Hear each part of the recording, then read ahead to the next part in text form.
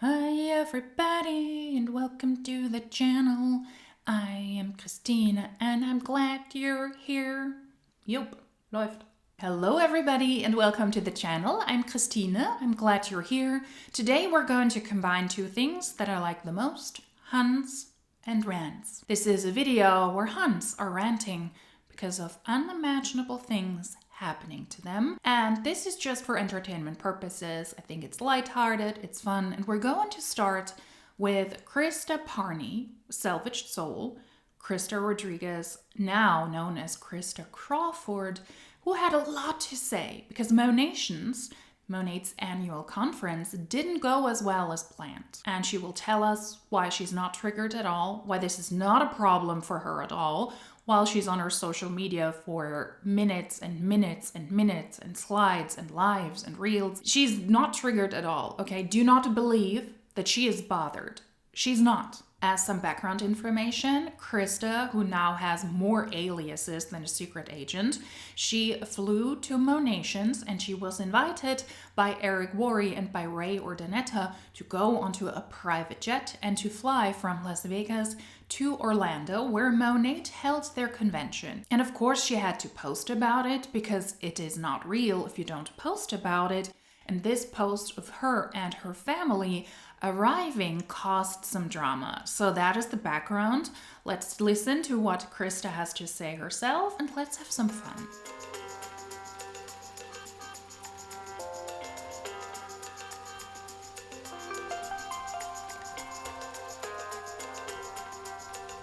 You might ask, what happened? Well, Monat's top income earner explains that to us, totally unbothered, but that's for the background of this rant and why Christa is so unbothered on her social media. Totally unbothered. Let's not forget this. So this is somebody who was able to arrive with her family to Monations in a private jet, and it caused a lot of drama. Hello. All right, I just realized I didn't have what I wanted to have next to me when I was coming on here. So, what a week, guys. I'm just reflecting on everything, and I was gonna do a recap, and then I'm like, oh my gosh, there's so much I want to share, and I want to talk about it, and I want to, all the things. But for some reason, my nose just got like really stuffy, so that's lovely. I have a bunch of stuff that I want to share with you guys, though. I am dying laughing. I was literally... Okay, so my CEO called me a couple days before I left for this convention, which our convention, Monations, is basically like Super Bowl week for my company. Okay, like it's the biggest convention of the year. It's the biggest deal. We have new launches. We have new countries. We have all the things. So I get this phone call and he's like, what day are you coming out here? I'm like, Wednesday. He's like, okay, I want you to fly out here on Eric Worre's private jet with him, you and your whole family. And I'm like, oh my gosh. That is a detail she also left out in her original post. She did tag Ray Urdaneta, the CEO, her CEO, the president of Monat, where she's running her own company, her own small business. No, he's the actual owner, co-owner, president, CEO of Monat, and Eric Worre, an MLM coach who spoke at Monations, but she did not say that she was invited to fly as a guest on somebody else's jet, because the way she made it sound, at least in my opinion, it sounded more like I booked this trip on a private jet for my family so we can fly to Orlando. At least that's my opinion, because it did sound a little bit different when she originally posted about this. But let's listen and hear more about how the drama unfolded. Like, my family's not coming with me. I'm like, this was the first trip that I'm like, you know what? I have back to back to back. I have girls from all different countries coming that are in my team, and I just want to soak in as much time as I can and like really just focus this trip. And so anyways, that and a couple other things that just kind of were in the way. So Jesse and the kids were going to stay back. And then the private jet thing came up, and I'm like, I can't go on a private jet for the very first time without like my kids and my family. And I really wanted my whole family to come, but then my husband was like, the babies on a private jet that is not ours, like, you get the idea. So anyways, my funny story is we go on this private jet. I'm trying to get like BTS content, behind the scenes content. More and like it's just BS like, you know, content. you're like living in the moment and you suck at content at that time and you're talking to people and you're having conversations and I'm trying to set my camera up and it's just like, you know what? We're just soaking it in. So we took a private jet, like a 550. I don't even know. Who cares? I don't know. Amazing, beautiful, incredible, mind-blowing private jet of Eric and Marina's. And we took it from Vegas to Orlando. And then we like park under the hangar, okay? Like where I took that video that is blowing up right now with hater comments, I'm literally dying laughing, you guys, because that really is where they parked the freaking jet. So anyways, I was laughing reading the comments out loud earlier because I'm like, oh my gosh, this is going viral right now with like people saying that like either way, it's just hilarious because obviously it's not true.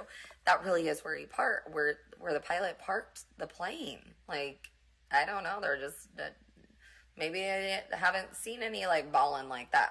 I'm not sure. Yeah, I don't think that Eric Worre's private jet was more impressive than other jets, and that's why they're not balling. In the original post, I will show it to you again so that you can take a look. It does indeed look like the video was parked under what looked like a bridge construction, and people were in her comment section, we will get into that in a bit, under the video that blew up. And they pointed out that, yeah, why do you park under a bridge? What's happening there? I mean, no respect for an MLM coach. There were other conspiracies also in her comment section, but that is what she was referring to. And I don't think it is because Eric Worre has a jet that is balling where you arrive at a private hangar. I am pretty sure the people in Orlando have seen bigger jets. So calm down, Christa, calm down. Anyways, we did set up my tripod. Like, we did get content coming out of the jet. Like, Eric did a video for me and like was so sweet and trying to get like, you know, a video of me and my family walking up. And the video that I ended up posting was the one where I was just like, let's just walk out. Like, it was where it was parked, and we walked out, and I loved it, and it was perfect, and I'm just so grateful. I'm so freaking grateful. Of course she is grateful. Now she's going to talk about Monations, why it was so wonderful, why she is so blessed. But back to the fun part. She was roasted in the comment section under the videos she posted concerning the private jet, because people were in her comment section and they were mocking her for that post. It is, in my opinion, very tacky to post these kind of things and also to pretend that you're bawling and that you're the baddest bitch in the world and the richest bitch in the world when you were invited to go on a private jet. But the Huns, in my opinion, they cannot just experience something. And a lot of people in this day and age also suffer from that disease, I would say, that you cannot just experience it. If you don't document it, it is not real. And with network marketing, of course, there's a whole different layer of pretense and showing off what you have achieved. But the people were not really appreciating it. There were some Huns in the comment sections like, oh my God, this is so great. Congratulations. How wonderful for you. But most people in her comment section were mocking her for that post. And that is why she's unbothered on her social media. Some people thought that this entire thing was fake, that she did not fly at all with her family in a private jet. They were excited about the plane in the hangar, that she was using like a set or like a studio setup that looks like the inside of a private jet, which is also a trend, or it was a trend, popular a while ago, where people pretended that they were in a private jet, but they're just filmed themselves on a studio-like set. Others were laughing that she was setting up the tripod. That is what you spoke about before as well. So she went out of the plane, set up a tripod, got back on the plane, then got out with her family again to then collect also the camera and the tripod, instead of just enjoying a very luxurious trip to Orlando. Some of the comments started from the fake jet. Now we got off. Hold on, let us park the jet in the hangar before you disembark. Imagine getting out to set up a tripod, then jumping back in. Lol. I love this trend of walking off a jet, sitting nicely in a jet. We know LA has tons of movie sets. They rent to every business influencer. Let's see a video at FL 400 pouring champagne everywhere. Yeah, can't do that on the movie set. They will charge extra. She also is in the comment section under a lot of those critical comments making fun of her. Send check your DMs now XOX. I can only imagine that in true boss babe mode, I mean, otherwise she wouldn't be at the top of the company, at the top of the compensation plan. She also has to use all of these opportunities to connect with people, to work on her network, to reach out to people, try to recruit, and try to sell. All I could think is that someone had to run out to set up a tripod and camera, run back on the plane just to film y'all exit. And this was actually a positive comment. It's hard to believe, but it goes on. Good work, mama. You and your fam are goals. Way to push through and not listen to the negative Nancys and Debbie Downers. Working on shifting my mindset and headspace to get there too. Thanks for sharing your process and journey with us. And then some of the other monat Huns also came to her rescue. You know you made it when so many people are taking the important time of their day to comment, this is fake, this is fire. It doesn't sound like it took a lot of time out of people's days, but it is a very weird and it is a very awkward post. I have to agree with this. But of course, the story doesn't end here because Christa, the unbothered queen, she had to show proof that she was actually on a plane. Imagine being so insecure that you cannot just let this go, that you need to show people, no, I was actually on a private jet. Imagine being that insecure. Because in my opinion, if she was really unbothered, she would just let go and allow other people to think what they want. Here's the proof. Yes, Christa was together with her family, truly traveling on a private jet. Somebody else's private jet, mind you. Now, it could be that some people thought that Christa had staged all of this because of the trend to book a set that looks like a private jet, but I also think that a lot of people simply do not like her. She presents herself as looking down on others many, many times while having this inspirational and very positive facade. She's many times bragging about her life and her lifestyle, trying to have a positive spin on it. If I can do it, then so can you. Like in this case, going on a private jet. She did not book, but she was invited on by the jet's owner, Eric Worre, with her Christian Dior bucket hat, her Louis Vuitton purse, and her Gucci shoes. Some people can also, of course, just be jealous. I mean, her outfit, honestly, I don't like to comment on these things necessarily because I don't care what you wear as long as you wear something, but her outfit looked very, very mismatched. But as long as she wore some sort of designer stuff, I think her goal was achieved.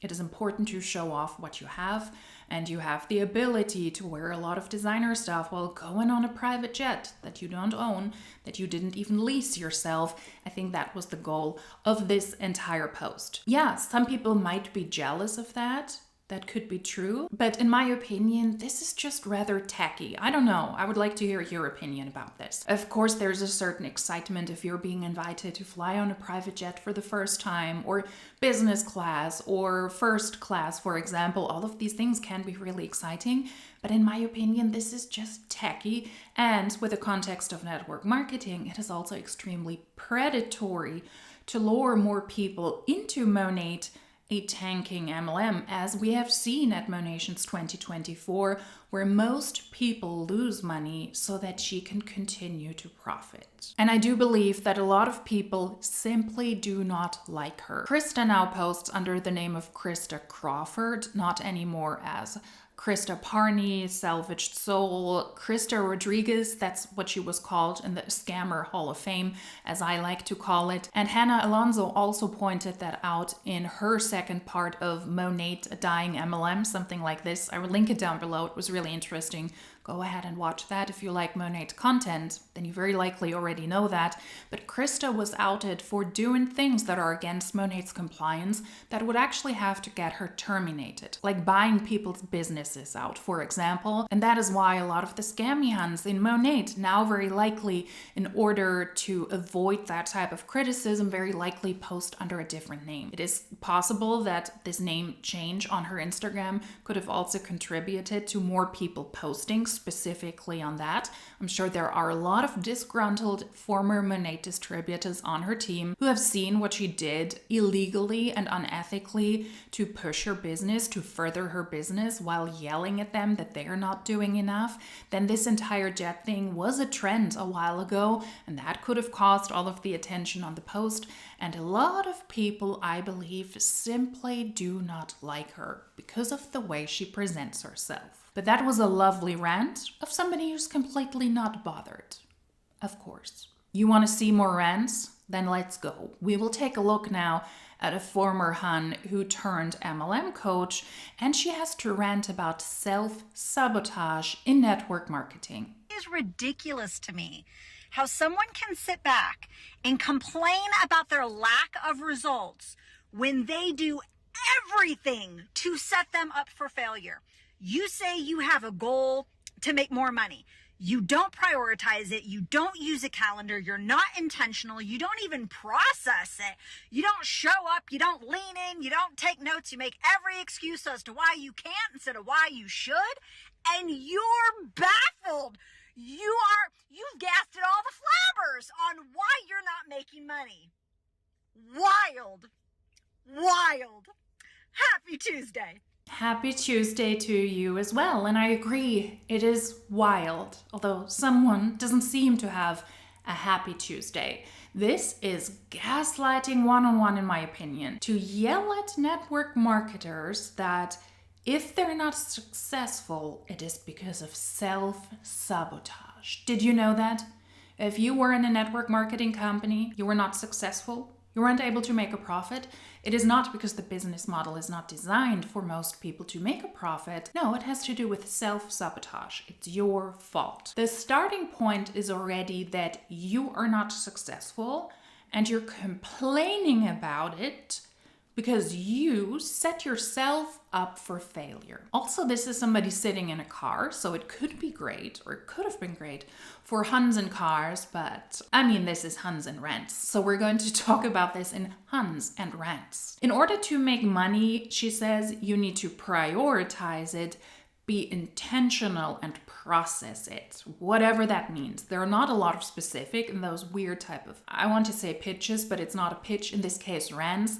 How do you prioritize it? By pretty much working 24/7. A lot of people in network marketing, whether it is the coaches or the top people, they will tell you, well, you can do it on the side if you just want to make a couple of $100, which is highly unrealistic for most people, just to make $200, $300 or euro in network marketing. But if you want to make that type of money, you know, it's like a hobby or a side hustle, you're good to go. Not everybody wants to do this full time. But then after you joined, many come around and they will say, well, you need to treat this like a business. You need to prioritize this, which pretty much just means work 24/7. That is super gross. Be intentional. Yeah, focus on what you do here and process it, whatever that means. You make more excuses than putting in the work. That is really such a lovely attitude, because if people get lured into this business opportunity, a lot of people, a lot of the Huns who try to recruit them, they're not downright honest with them. They don't tell them, hey, most people here will not make money, but you need to put in a lot of effort in order for you to even have the opportunity to make this opportunity work for you. That is something that they will not tell people in advance.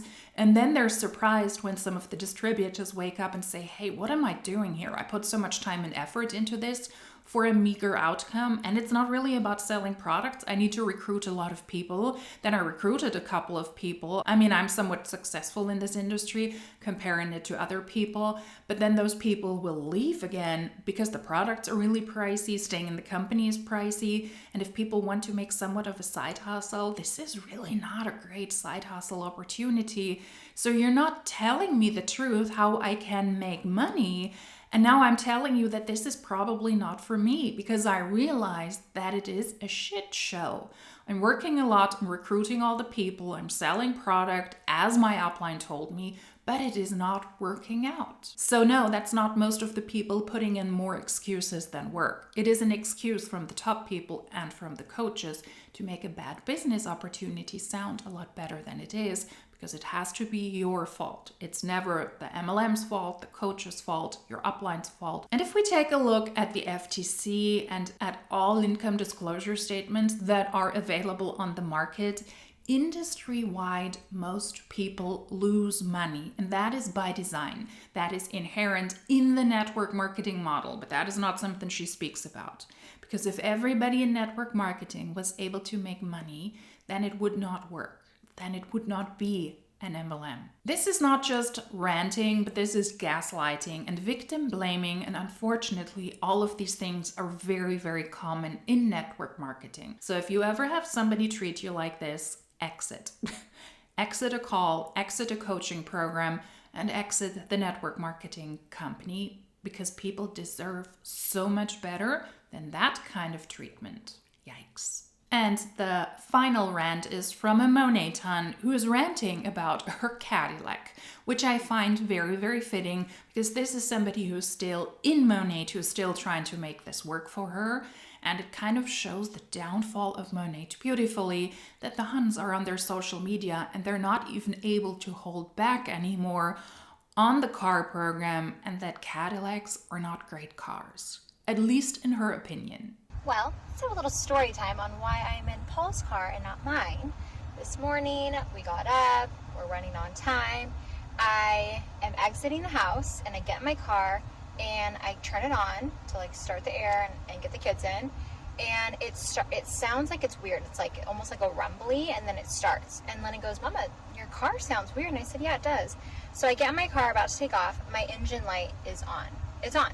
And I have PTSD from an engine light being on for multiple reasons, because my car is broken down multiple times with my Jeep, Escalade. Like I do not drive on a engine light. I will not, especially with my kids. So it goes, and my car's fan is like running on overtime. Like it's like overheating. Okay, mind you, my car is a 2024. I am so grateful that I have this car and that my car payment is fully paid for and I don't have to worry about it. But I am sorry, Cadillacs are the shittiest cars. You cannot tell me otherwise. I am like in shock that my 2024 brand new, not even a year old Cadillac has the engine light on and is running like that. So we went from running on time to I had to take both the car seats out. Thankfully, we have Paul's truck at the house. I completely switched them over, got them in the car. They were late for their first chapel of the year. Like, it was just such a hot mess.